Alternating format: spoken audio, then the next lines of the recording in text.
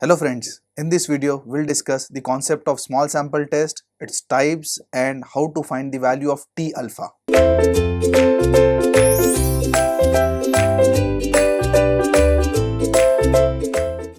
Welcome back friends. Till now we are done with large sample test. There were two types. First one is test for single mean and the second one was test for difference between mean.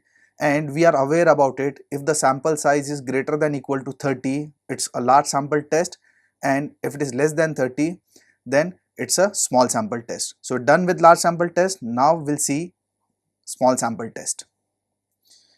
So again, here also there are two types: test for single mean and test for difference between means. But here in this case, type 2 is further divided into dependent sample and independent sample. Now we starting with the type 1, that is test for single mean. This one, type 1. So for test of single mean, this is the formula. And friends, if you observe this formula, it is quite similar to large sample test. The only difference is n minus 1. In large sample test, that is n, and in small sample test, it is n minus 1.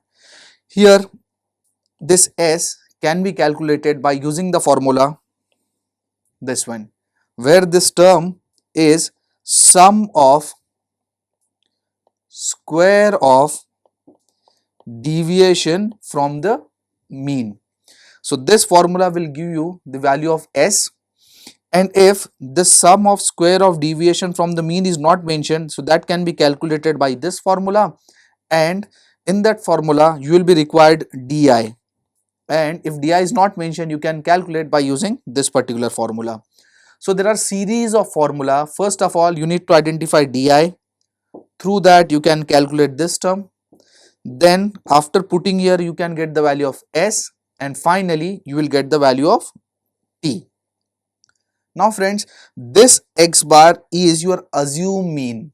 That means you're going to assume. So you can assume anything, and this x bar, that is the formula of t, this x bar is not assumed. This is actual. Actual means you need to calculate, and the formula is summation of x upon n. That means we're going to add all the values of x and we're going to divide by n. Small sample test is also called t test and large sample is called z test. In type 1, null hypothesis was, do you remember? In alternate hypothesis, there were three options: not equal to, less and greater. The same story is here also. Null hypothesis, mu is equal to given, and in alternate hypothesis we have three options: not equal to, less and greater. The same way we did in large sample test. But friends, do you remember the concept of one-tailed and two-tailed in case of large sample test? Yes, the same concept will be applied here also. Here also two-tailed and one-tailed concept is there. If it is not equal to, then it is which test? Two-tailed, yes. And if it is less and greater, then it will be one-tailed test. So based on one-tailed and two-tailed, in the last videos, large sample test, we have calculated the value of z alpha. Here we are going to find it out, the value of t alpha. Since large sample test is z test, so we are going to find the value of z alpha, and small sample test is t test. Therefore we are going to find it out the value of t alpha. Now we'll see how to use t table. So this is your t table. First of all, friends, just have a look here. See, this is your two-tailed test table. Why it is two-tailed? You can see the region is removed from both the sides. Therefore, it is two-tailed test table. So whenever we take not equal to, that means we're going to take two-tailed test. And suppose there is one more concept, that is called degree of freedom, and let us assume degree of freedom is 10 for this particular example. So this is your degree of freedom 10, and suppose your LOS is 5%, that is 0.05. So this is the value. So this table is two-tail test table. Now remember this. Suppose if we take one tail test, that means in alternate hypothesis, suppose we take greater or suppose we take less. So greater or less. So we have already discussed, this is what? One tail test, right? Two tailed means the region will be removed from both the sides. So if it is 5% LOS, that means 5% removed from both the sides. And if it is one tail test, that means double of 5%, that is 10% must be removed from one side.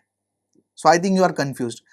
So just understand, just remember one thing. If you are taking two tail test, that is not equal to, you are going to refer this table as it is.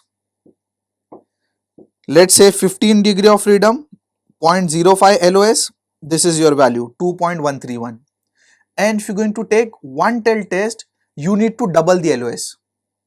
That means if you have 15 degree of freedom and 5% LOS, and if it is one tail test, you need to double the LOS. That means you're going to take 10%.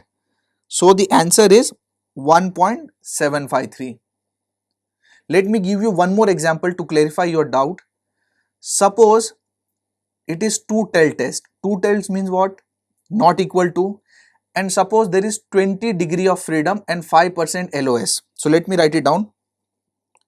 20 degree of freedom and 5% LOS, and let's say it is two-tailed.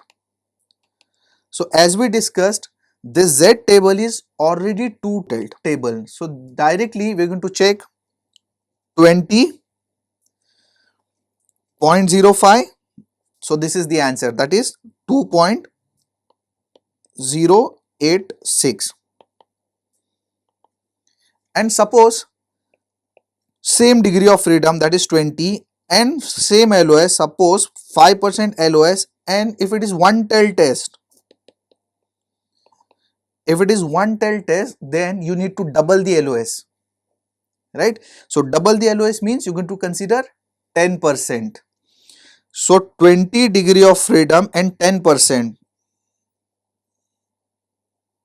So this is the answer, that is 1.725. Hope this is clear. Now we'll see in the next videos how to solve the problems based on small sample test. Thank you.